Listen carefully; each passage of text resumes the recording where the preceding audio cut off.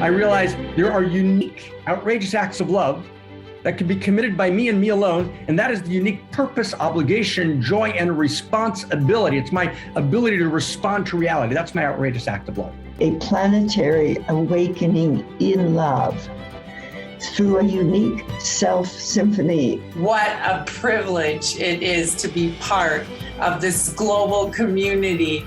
There's a voice within me that asks, who am I, right? Who am I in all of this? Each and every one of us has a unique gift to give that we desperately need.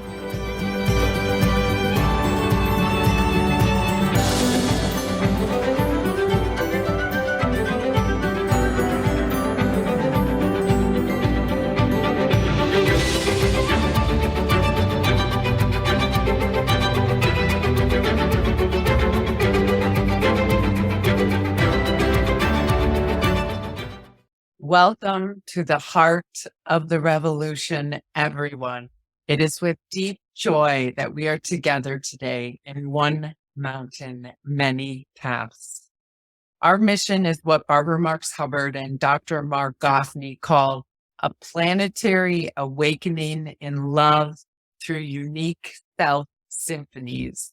We are activating a new humanity and awakening as a new species. Homo amor, the fulfillment of Homo sapiens. As a church, a synagogue, a temple, a mosque, a zendo, no one is excluded, everyone is included, and we come together to attune to the evolutionary impulse, awakening it within us. I am Kristina Tehel, the co-executive producer, along with Krista Josepha, Jamie Long, and Jacqueline Clark, and we are all so delighted to be together with you in our live community broadcast of week 329. What an honor and a privilege it is to be part of a global community where we contribute to humanity's flourishing. Let me share the way that Dr. Marc Gafni uses the Zoom chat function. It's a creative and intimate use of the chat box in today's One Mountain, Many Paths.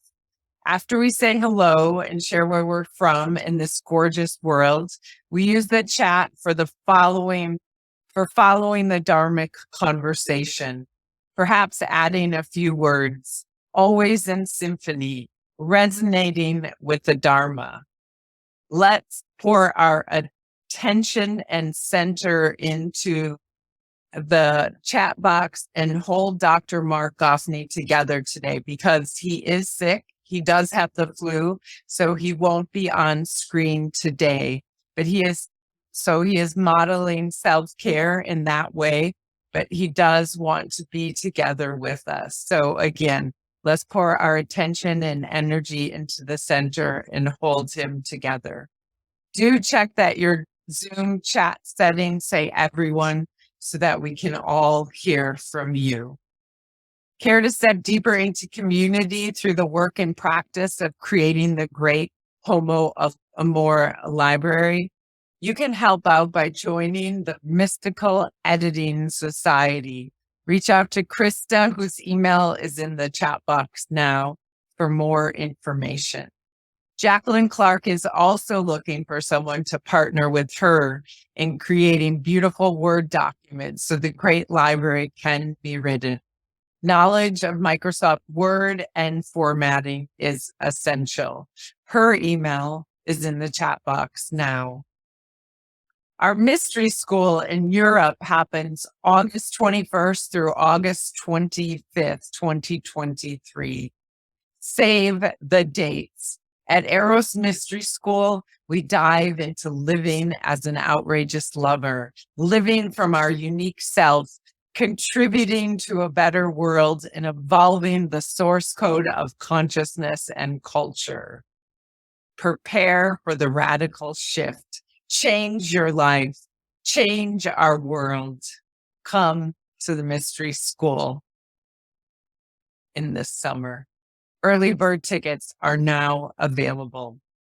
Studying and practicing Eros is a great way to prepare for Eros Mystery School. So do join our next sacred study group. Please join us next Saturday, February 4th. Email Jamie Long for more details. Jamie's email is again in the chat box. What to expect today? First, a Dharma recap from myself from last week. Then Dr. Marc Gafni will set our intention. Again, he won't be on camera. Then David Aton resonates the evolutionary love code that we're working with. And then we step into our evolutionary sermon with Dr. Gafni. And then we move into meditation to enter prayer. Krista Josepha will invite us deeper into community, and to close, we bring people on for our short goodbyes and a dance practice. I welcome all who are new. We need you. If this is your first time, these teachings do stand on their own, and every week's teaching does build on the prior week. We do encourage you to listen to previous episodes. You will hear unique language. Trust the magic ways the language or Dharma comes through your understanding. One Mountain, Many Paths is radically committed to telling the new universe story. Now for my recap from last week. Standing for value. Avatar as an intergalactic love story pointing towards Homo Amor consciousness. In Avatar 1 and 2, our hero Jake was an injured Marine whose legs had been blown out. His legs could be fixed, his spinal cord could be fixed, but he doesn't have enough money to do it. He was a Marine because he wanted to test himself and to transform himself. He wanted to stand for the good. That's an image of a broken system in which only those with sufficient funds can get healed, which is where the world is going and where the United States already is with its broken system. Jake tells us that all he ever wanted in life is something worth fighting for. What he means is he wants to take a stand for value, to battle for justice. In a cut from the main movie's bar scene, Jake finds a battle for justice by defending a woman from a violent attack. And in that battle, he feels enlivened. He's in his wheelchair. He stands for the goddess, for she. And even though he's crippled, he wants to be in that fight for justice. The need to stand for value is an essential human need. Value moves us, allures us. Value generates political will. Value generates moral will. And value is real. The evolution of value is the evolution of love, in which actually everyone has a seat at the table. The value is love, is Eros. Eros is the movement of cosmos that sees the possibility of what can be born. That's the penultimate value of cosmos, Eros. Eros equals the experience of radical aliveness, moving towards seeking, desiring ever deeper contact. Every group has its own unique intimacy, and every group participates in a shared field of value, and yet has a unique expression of that value. Every unique expression is part of the unique self symphony. No one's a stranger. No one is a stranger to the divine. In Avatar 1 and Avatar 2, they're actually about an emergence of Homo Amor, of a cosmos-centric intergalactic love story. Avatar 1 doesn't quite get it clearly. Avatar 1 is more of a postmodern attack on the modern. The blue people are great. The white people are bad. Avatar 2 gets it much more clearly.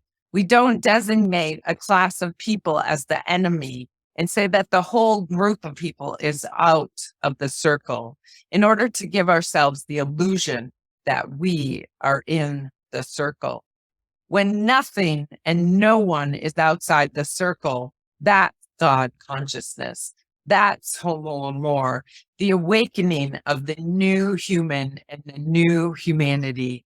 Metatron, that's a potential utopia. Avatar is pointing towards the intergalactic love affair, the evolution of love from egocentric to ethnocentric to world-centric to cosmocentric. That's the possibility of possibilities. And that's the new consciousness that needs to be born right now.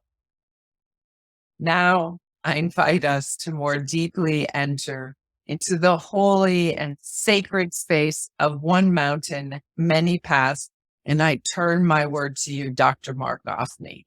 Thank you. Thank you. Thank you. Thank you. Thank you. Am I in good time? Yes, perfect. Perfect. Fantastic. Fantastic. So Krista, I send you a text, and if you have a chance, we could put that in the chat box and we would be beyond fantastic. So welcome everyone. Welcome, welcome, welcome, and welcome to flu season here in Vermont, where it is quite cold and quite beautiful. And I can't wait to have everybody visit. The center located itself in Vermont, and we have a beautiful center here, which is just getting prepared for fellows and researchers and revolutionaries, to be with us. So it's just madly, madly delightful to be here. I have been a little bit with flu, and one of those, who's had an intense flu in the chat box, right? That's not fun.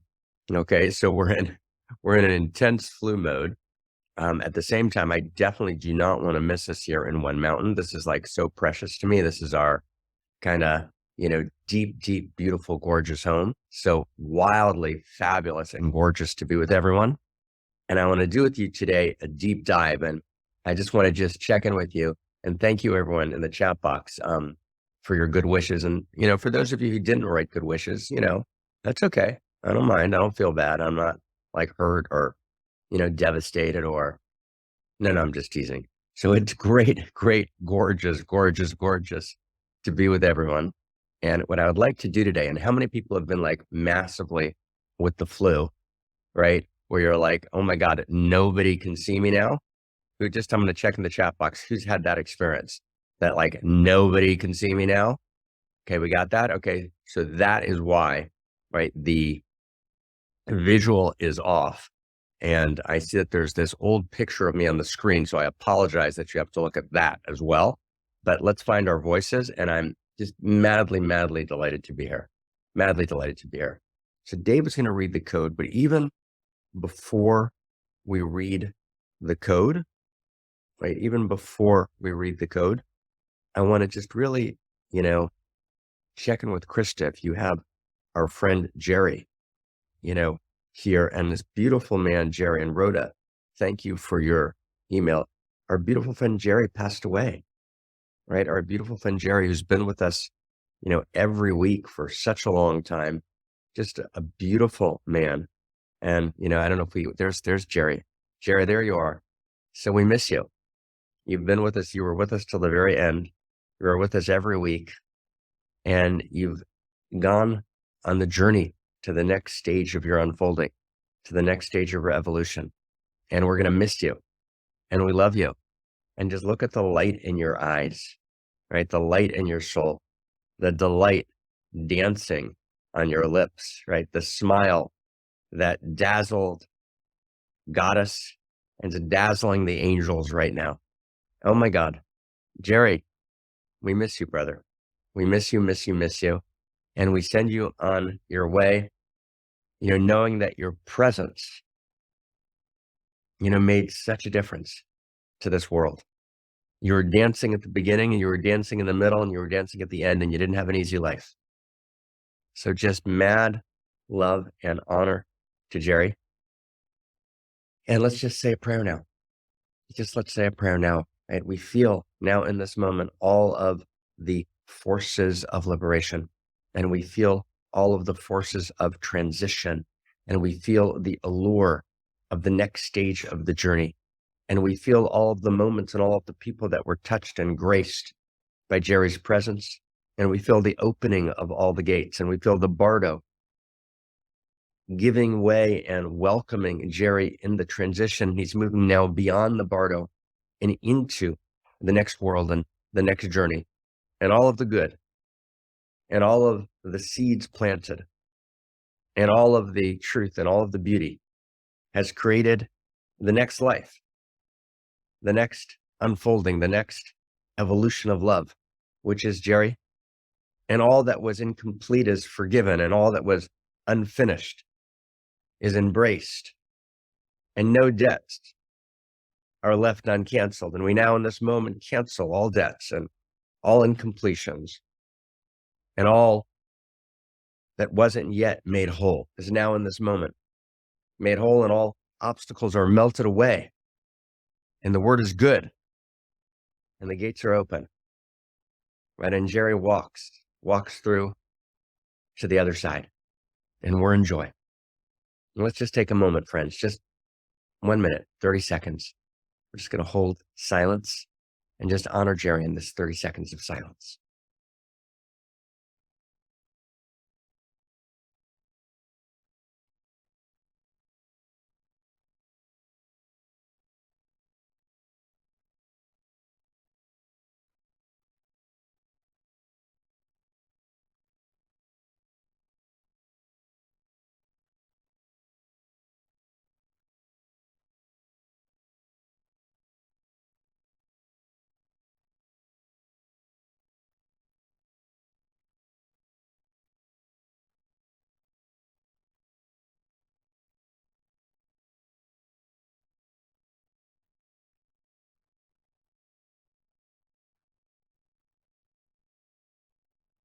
Brother David, resonate our code, brother, right? We've got a huge code for this week. It's a hugely important moment. Jerry, you are with us. Welcome, everyone. Let's resonate the code and let's love it open, my friends, like we never have before. David.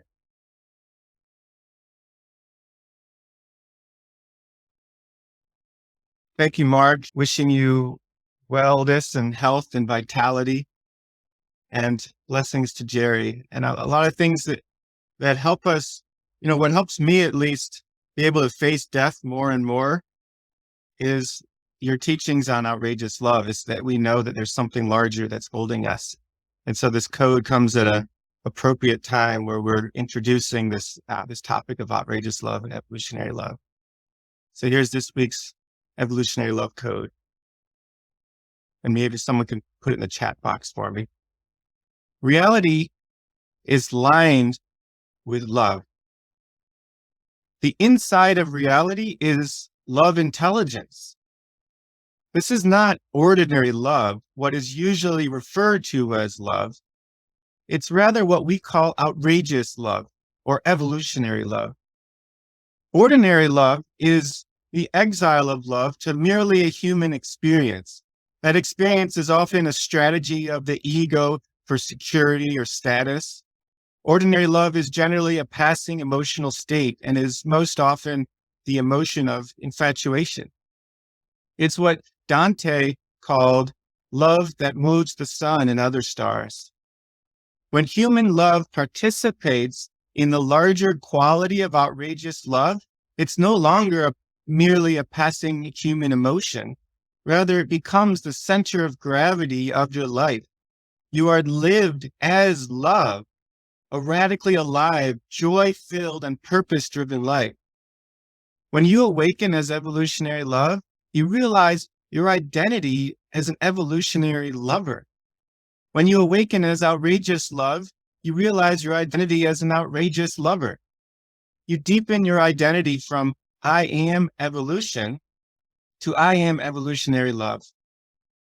I am an evolutionary lover. I am an outrageous lover. Now resonate it one more time. Reality is lined with love. The inside of reality is LoveIntelligence. This is not ordinary love, what's usually referred to as love. It's rather what we call outrageous love or evolutionary love. Ordinary love is the exile of love to merely a human experience. That experience is often a strategy of the ego for security or status. Ordinary love is generally a passing emotional state, and most often the state of infatuation. It's what, when now we're talking about the outrageous love, is what Dante called the love that moves the sun and other stars. When human love participates in the larger quality of outrageous love, it's no longer merely a passing emotion. Rather, it becomes the center of gravity of your life.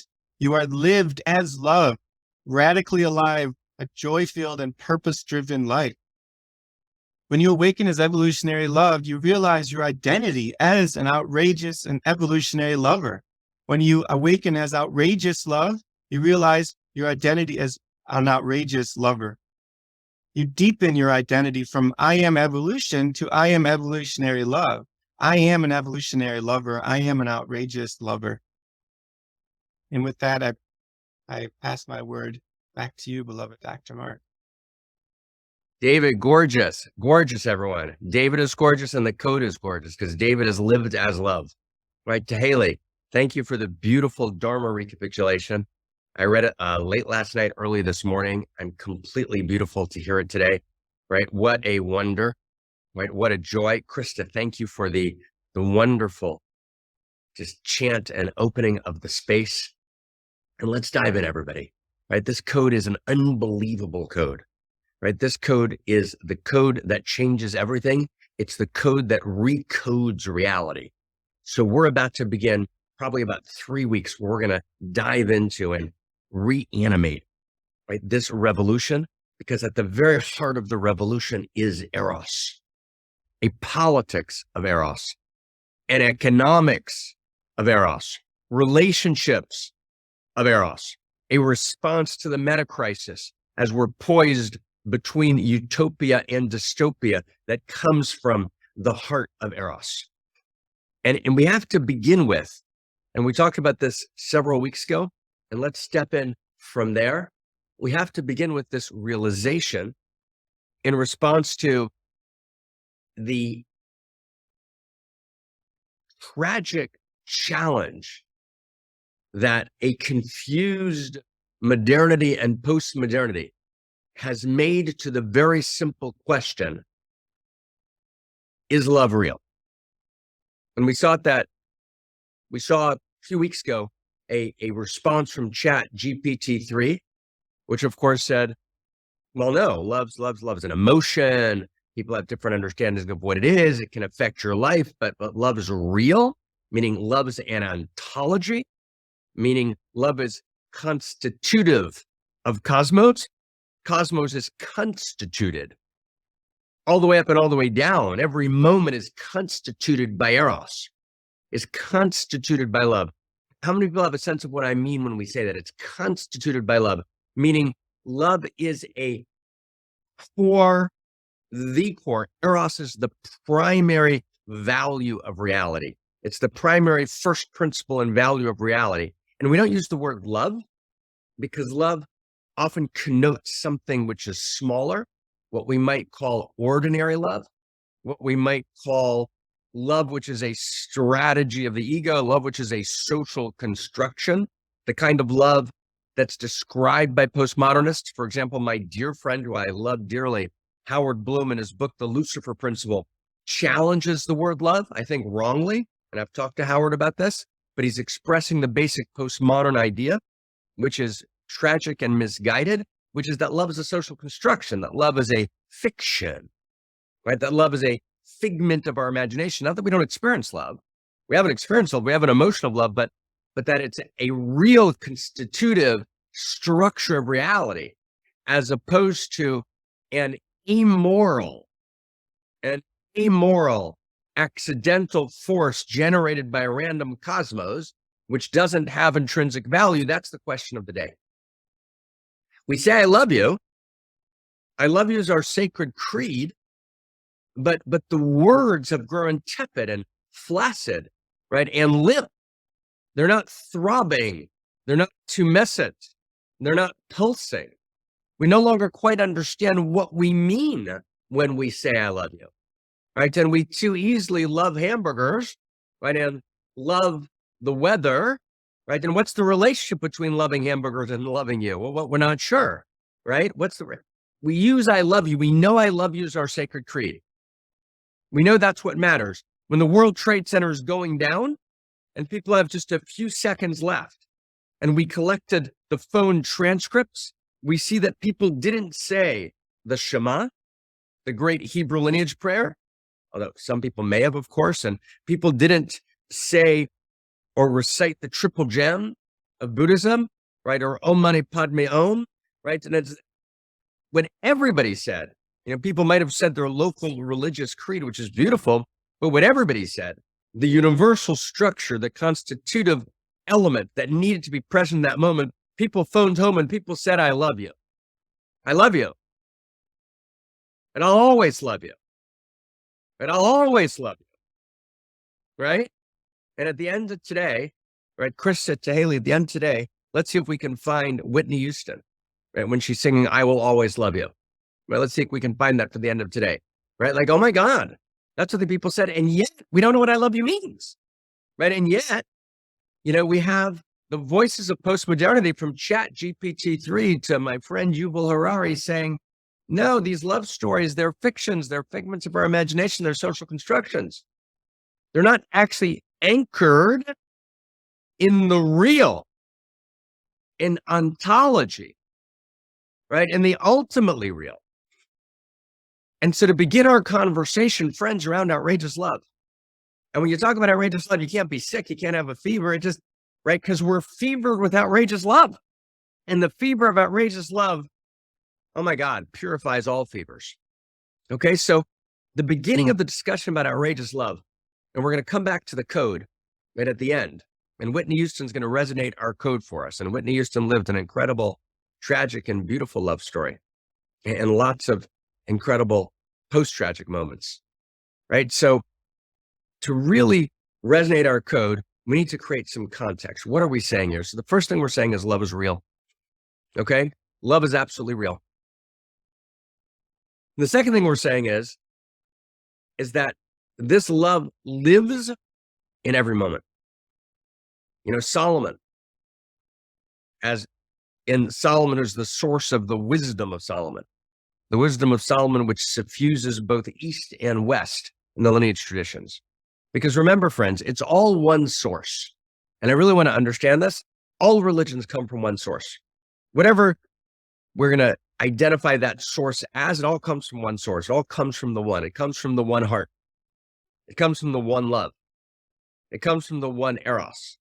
And there's an entire set of esoteric sources that suggest that Solomon might have been core to that. And maybe there was another deeper, earlier tradition from which all emerge. But all temples are rooted in the one temple. All loves are sourced in the one love. All Eros, all breath is in the one breath. It's one love, it's one heart, it's one breath, it's one temple. And it's real. So Solomon writes, and it's so beautiful, my friends. Solomon writes, Smolo tachat roshi, your left hand is under my head. V'minot techapkeni, and your right hand embraces me. And what Solomon is saying is, wherever you fall into the hands of she. Can you feel that, friends? Can you feel that? Let's find each other in the chat box. Can you feel that? Who can feel that? Wherever you fall into her hands, right? Wherever you fall into her hands, right? That's an ontological reality of cosmos. Chat GPT-3, my dear friend.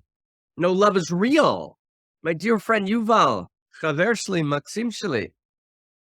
Love is real, right? And the love you feel, Yuval, for Yitzchak, for your awesome, I'm sure, partner, participates not just in a social construction of reality, brother, but in the ontology of cosmos itself. And ontology means it's real. It's ultimately real. It's more real than anything else.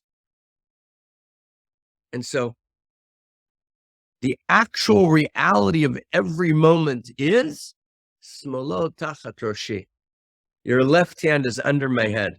V'minot techapkeni, and your right hand embraces me.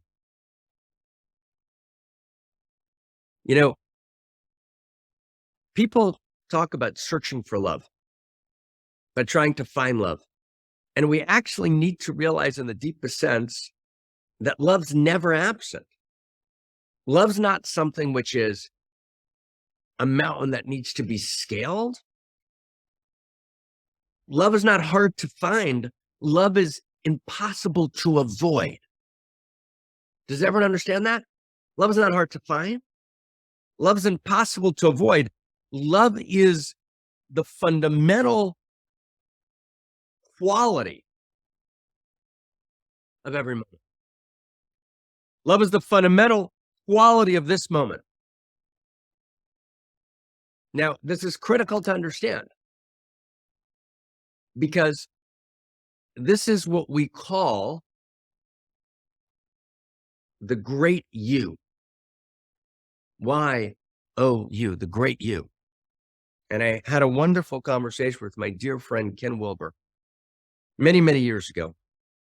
And out of this set of conversations and conversations with Brother David and Father Thomas, that emerged the notion that we later came to call the three faces of the divine. And these three faces of the divine are fundamental in the structure of reality. In the great lineage of Hebrew wisdom, they're called ani, ata, you, and then who, him or her.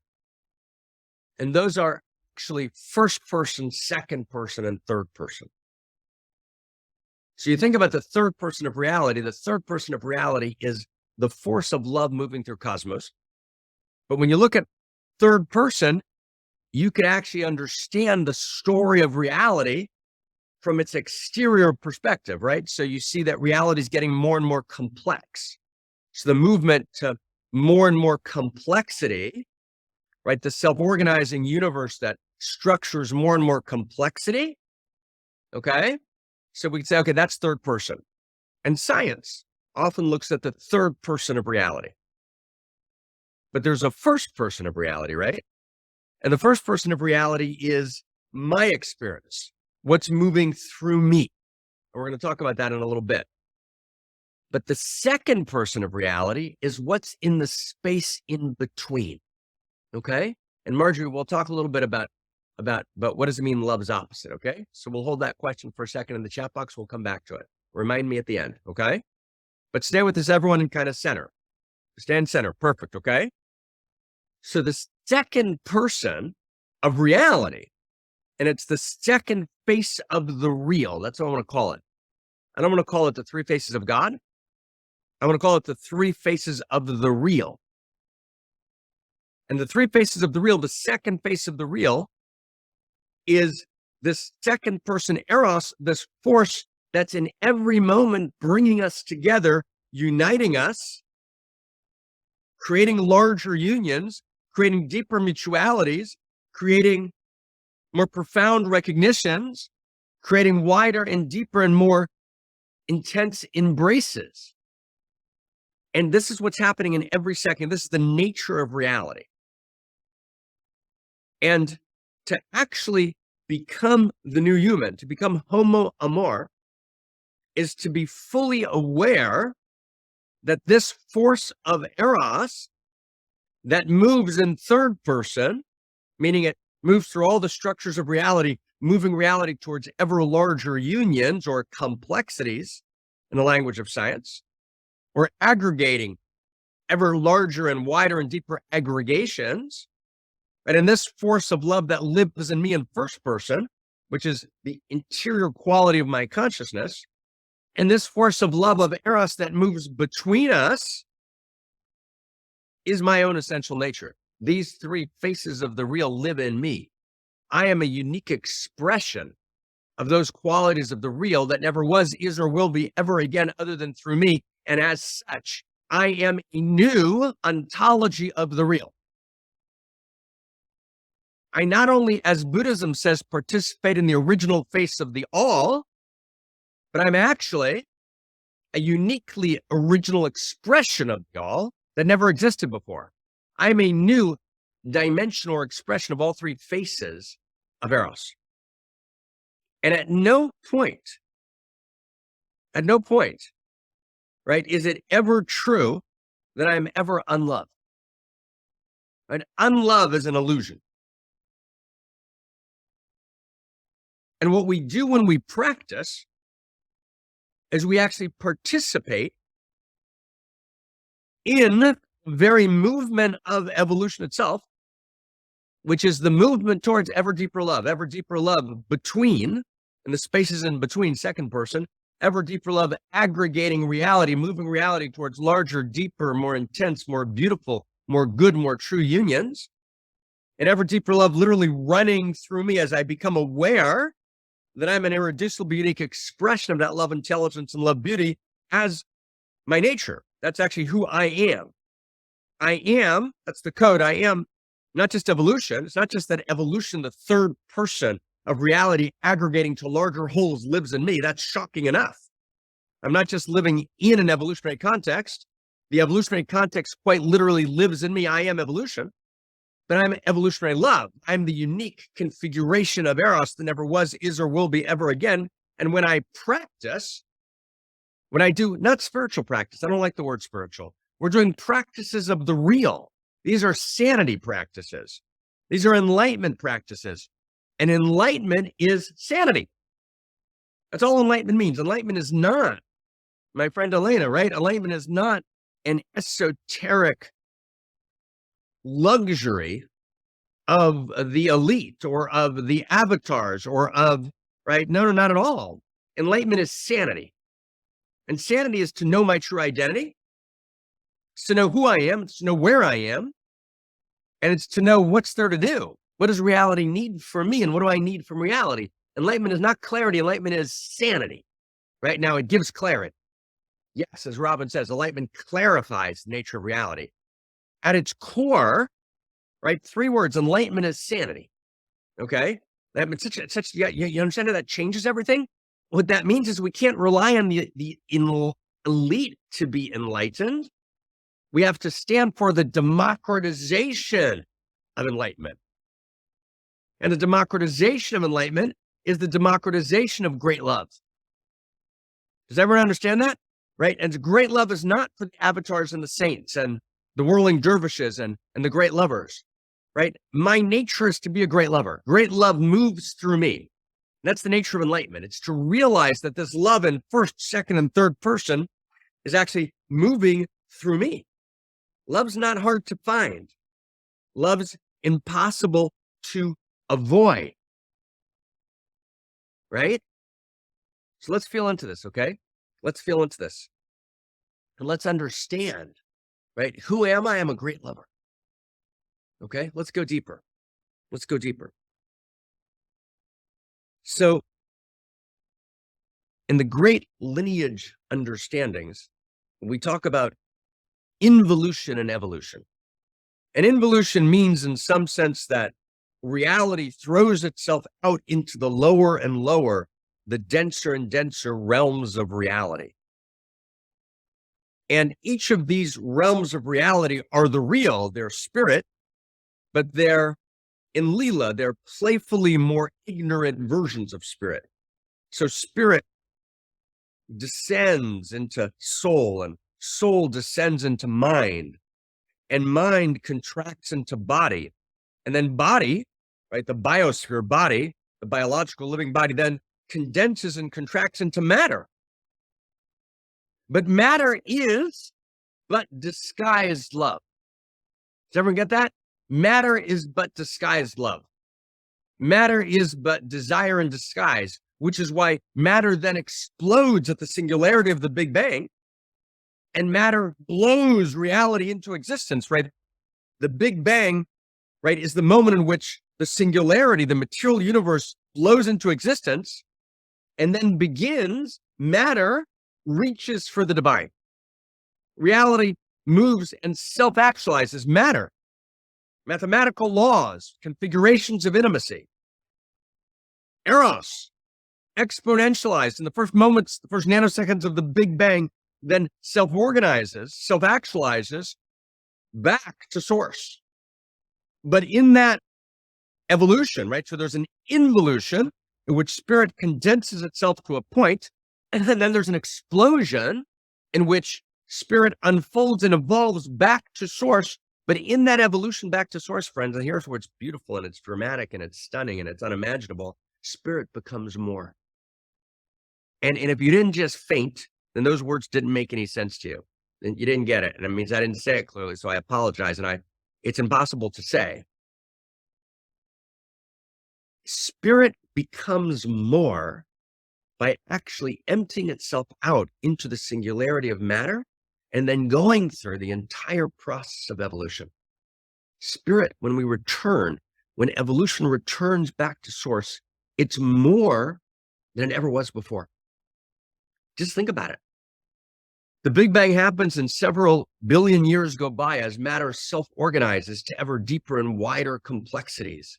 And then at some point, the first life emerges, right? The first life forms, and then several more billion years go by, and then higher life emerges. And then millions of years after that, human beings emerge walking on the savannah. And in each of these cases, in each of these expressions, we're getting to higher and deeper levels of consciousness, of realization. We increase the number of perspectives we're able to take, and we're going to talk about what that means. And we increase our capacity for eros, for care, for radical aliveness, for pleasure, for eros, for compassion. So let's go deep, friends, okay? Let's go so deep into this. This is so deep. This is so deep. It's so beautiful. We need to remember who we are, right? Hope is the place where the memory of our past informs the memory of our future. Does that make sense, everyone? Hope is the place where the memory of our past informs the memory of our future. And we know that when divinity self-contracts, empties herself into matter, there's a kind of deliberate divine amnesia, right? The play of divine forgetfulness. We forget who we are. And then evolution is the place of remembering. The entire process of evolution, open your hearts, friends. Let's open our hearts like we never have before to actually feel the interior structure of cosmos. Evolution is the place in which the memories are recovered, right? There's two kinds of knowledge. There's knowledge that comes from experiment. We experiment and learn something new. And there's a second kind of knowledge which comes from the recovery of memory. And it's this knowledge in which we recover memory. We recover the memory of who we are. We remember that we've forgotten. You see, it's okay, friends, to forget. Do you get that, everybody? It's okay to forget. But we begin to get clarity, right, Robin? We begin to get clarity when we remember that we've forgotten. See, it's okay to forget, my friends, right? But what happens when we forget that we've forgotten? When we forget that we've forgotten, then we can't remember. And so we have to forget that we've forgotten, and then we begin to remember. And recovery of memory, when we recover memory, right, that's when we become whole.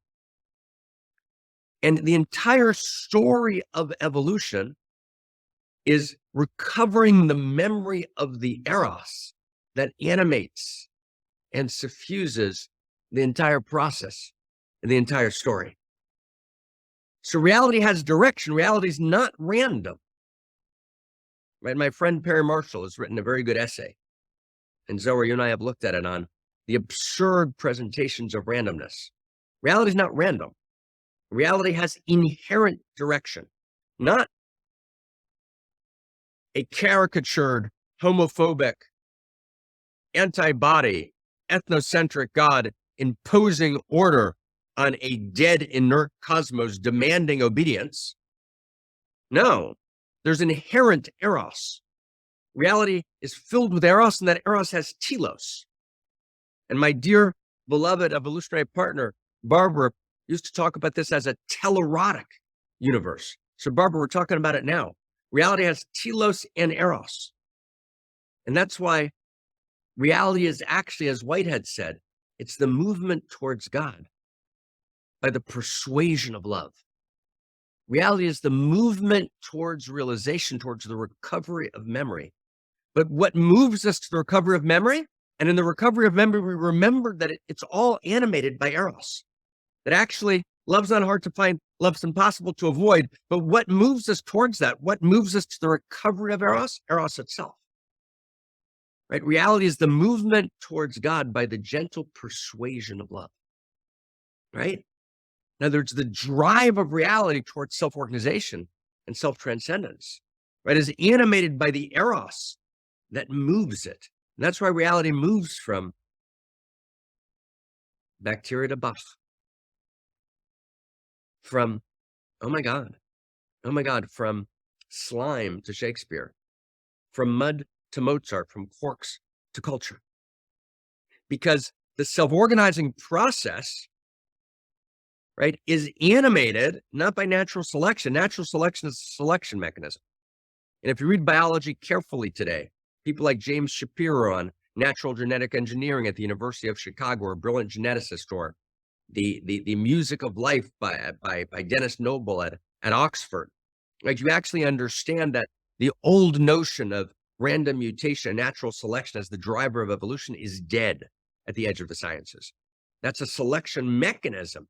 But what's driving the whole thing? It's the Eros that animates the four forces. And that Eros, my friends, that Eros lives in us. It lives in us, as us, and through us. And it's the evolution of love in the spaces between us, but it's also the evolution of the love, which is the interior of consciousness that lives in the first person. And see if we can grab this, friends, okay? So first person and third person, you with us, friends? First person and third person are two different descriptions of the same reality. First person means what's happening inside of my first person.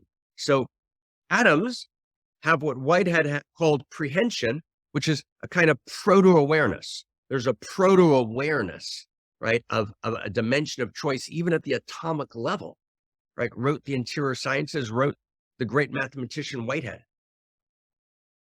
So that's first person, an increased proto-consciousness. And then it gets more and more. We get to amphibians and life forms with neural nets. And then we get to the paleo mammals with limbic systems and the capacity to form images and symbols. You know, we go to chimpanzees and apes and gorillas, right, with the capacity to form early concepts, right? We get to the humans, right, with the triune brain or some version of a triune brain, and the ability to form complex rules and axioms, the capacity, right, ultimately to awaken to the realization that this entire story is living in me and that I'm actually not separate from source, right? That is the process of the evolution of love in first person. And then there's the evolution of love in third person, right? We get to ever greater systems of interconnectivity, right? Of complexity, of more and more nodes of connection that yield more and more consciousness. And the more complexity there is, the more consciousness there is. That's the law of complexity in consciousness. Never fails. And then we get the evolution of love in the second person, which is the deepening and widening of the love that exists in the spaces between us, right? And my friends, that's the nature of reality. Reality is driven by Eros. Love moves reality to form ever wider identities, ever deeper contact, ever more radical experiences of aliveness. We go from atoms to molecules to cells, right, to organelles, in cells to organisms, right? And what happens at every level, right? Molecules include, they love, they embrace atoms. And in that embrace, the atoms come together and they birth something new, and that's called a molecule. And then molecules, individual molecules are embraced, they're loved by macromolecules. But then something new emerges, this macromolecule, this DNA, for example. And then macromolecules, at some point, they find each other, they're allured to each other. And then they say, oh my God, let's get married. Let's get an apartment. Let's form a union. and a cell is born, and an actual boundary is created. And the cells are wrapped in that boundary. And then life comes into being. And that is the movement of Eros. It's the movement of consciousness reaching and embracing that which seems to be other, that which seems to be alienated, into a single union, right? That's the movement of reality, my friends. That's the movement of reality itself, right? And let's just understand this, okay? And it's so deep, right? So love is present at every stage, my friends. Love is always reaching to create unions. That's what love is always doing. Love doesn't emerge out of matter. Matter is an expression of love, right? In other words, from the very beginning, as the Big Bang blows things into existence, the force of union that creates a new identity, right? That's always Eros and that's always love. And that's the same love that lives in you and lives in me. And here's the point, friends, and this is where I wanted to get to today, okay? And here's the big sentence, and here's where it just kind of blows away. There's absolutely no difference between the cosmic and the personal. The cosmic love that drives reality all the way down, and all the way down, we're always finding, what's there all the way down, right? Is it atoms or neutrons or protons or electrons? Is it quarks? Now it's strings. Whatever spirit's lowest level is, right? Whatever spirit's lowest level is, it's animated by the strong and the weak nuclear and by the electromagnetic and by the gravitational. But all four of those are animated by Eros, right? At all levels, you have the transforming telerotic drive of reality, which is Eros. Love's present from the beginning, right? It's inseparable and suffuses the forces that move this matter around. Because those four forces are going to do a lot of things, but they're not going to bring atoms together to create molecules. Atoms are brought together to create molecules by Eros, right? The yearning force of reality, because evolution at its very core is yearning, my friends. So this cosmic force lives personally in me. It's this cosmic force that awakens in human beings. And the human being is animated and blown open by love, which is why I reach out and find you at night. It's why we text each other. It's why we love each other. It's why we make love.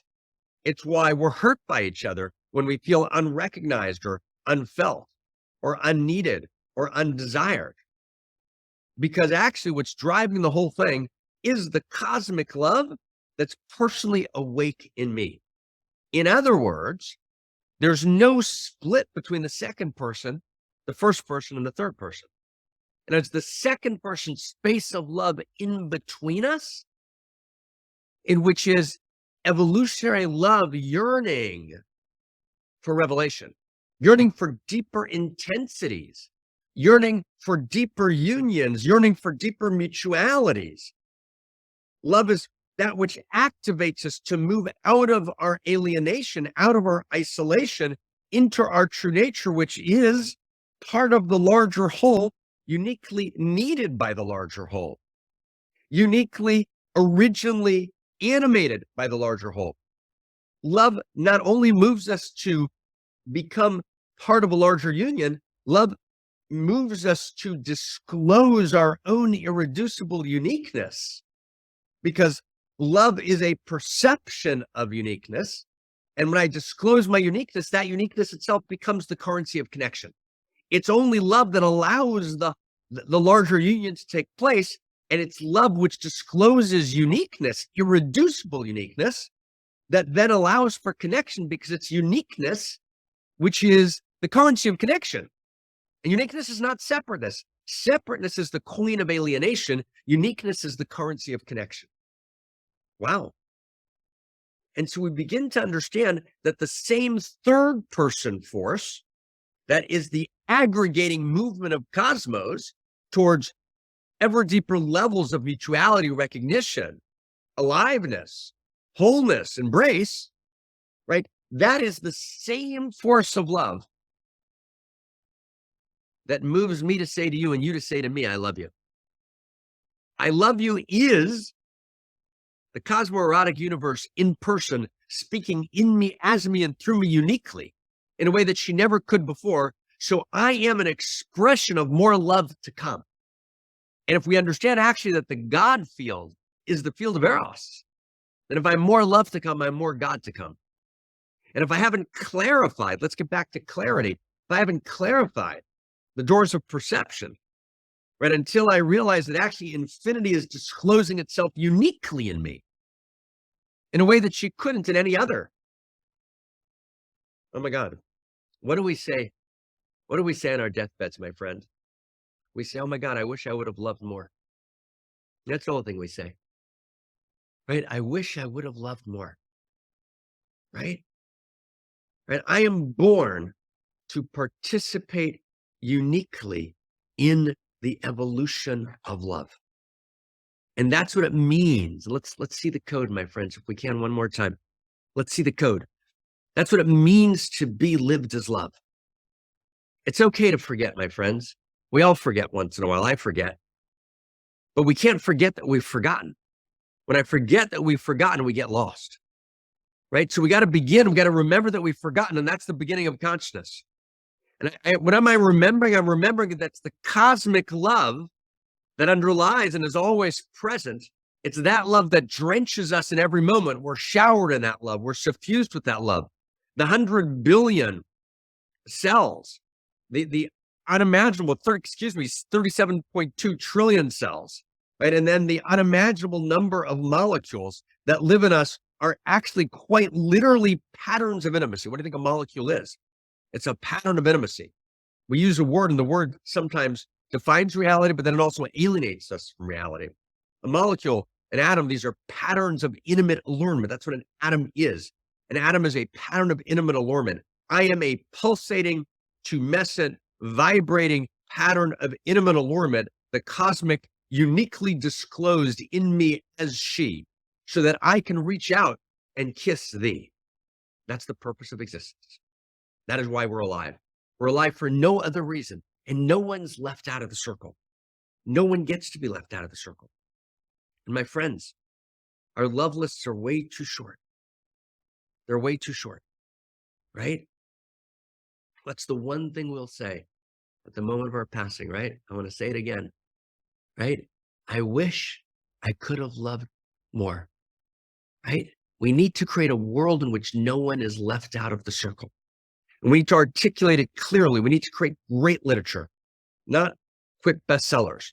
We need to do kind of Darwin, Freud, Da Vinci level work and actually realize that reality is governed by tenets of intimacy and that they work across economics, and they work across physics, and they work across molecular biology, and they work across relational theory, and they work across organizational theory, and they work across governance, right? Every place. Reality is governed by tenets of intimacy. And part of the intimacy is there's mystery, right? One of the tenets of intimacy is I honor your mystery.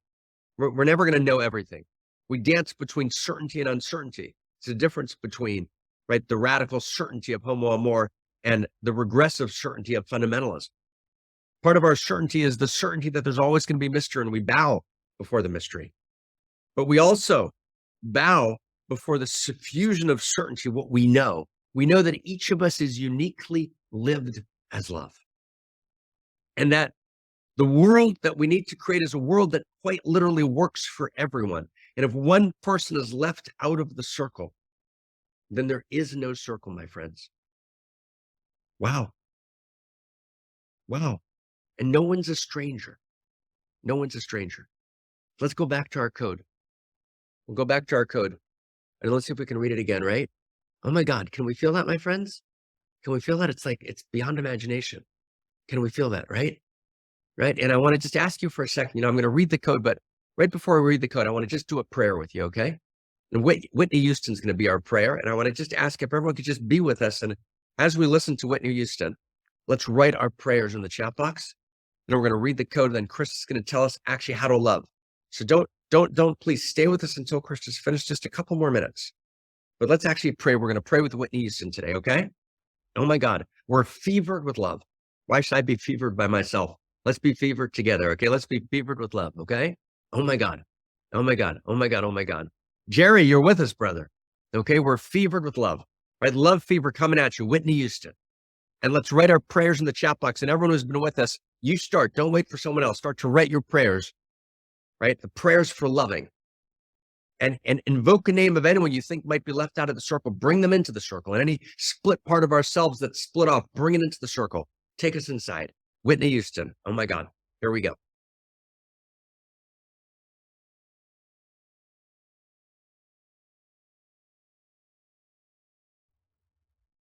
The one love lives in me uniquely. And all paths take us home to the one temple. But what we're saying here, and I want to just feel this as we read the code, what we're saying is completely different than what a fundamentalist message of love would say, which is that love exists within our own ethnocentric context, or what a New Age message of love would say, which talks about love as a force that is independent of the very structure of reality. It's a spiritual force moving through reality. Love is not a spiritual force moving through reality. Love is reality. Love is the one breath. And everything in me moves me towards a union, moves me towards embrace, but not an embrace in which I disappear, but my friends, an embrace in which I appear.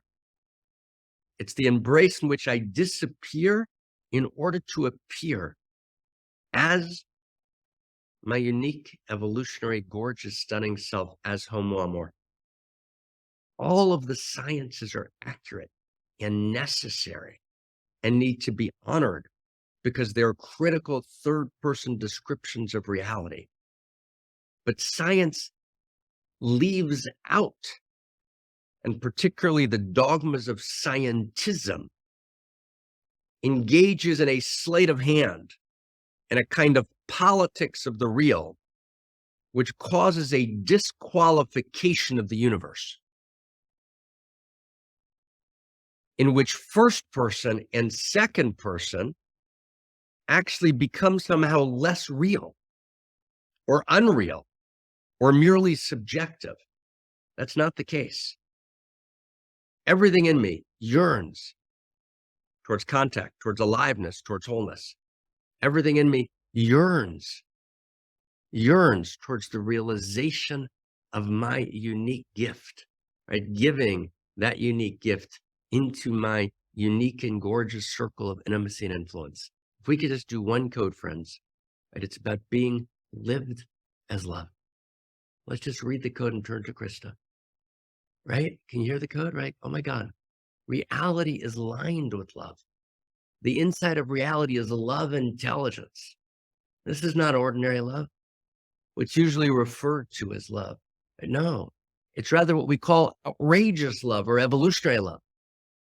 Ordinary love is the exile of love to a merely human experience.